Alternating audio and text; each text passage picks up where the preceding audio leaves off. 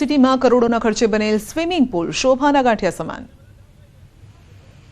સૌરાષ્ટ્ર યુનિવર્સિટીમાં કરોડોના ખર્ચે બનેલ સ્વિમિંગ પુલ શોભાના ગાંઠિયા સમાન બન્યો। 2017માં 9 કરોડના ખર્ચે આંતરરાષ્ટ્રીય કક્ષાનો સ્વિમિંગ પુલ બનાવવામાં આવ્યો હતો, પરંતુ છેલ્લા 6 મહિનાથી સ્વિમિંગ પુલ બંધ હાલતમાં ધૂળ ખાઈ રહ્યો છે। યુનિવર્સિટીના સત્તાધીશોએ અણાવડતના કારણે સ્વિમિંગ પુલ સદંતર બંધ કર્યો।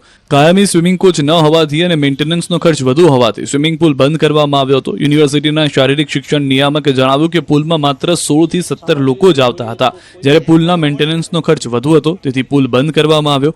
આવતા દિવસોમાં ફરી ચાલુ કરવા પ્રયાસ કરીશું।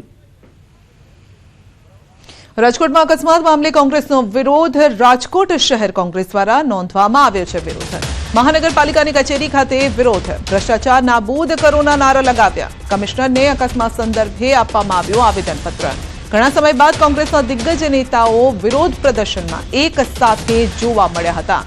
ગઈકાલે સિટી બસે અકસ્માત સર્જ્યો હતો, જેમાં 4 લોકોના મોત થયા હતા અને આ મામલે એનએસયુઆઈએ વિરોધ કર્યો અને હવે કોંગ્રેસ પણ વિરોધમાં જોડાઈ છે, જેમાં કોંગ્રેસના નેતાઓ એક સાથે જોવા મળ્યા છે।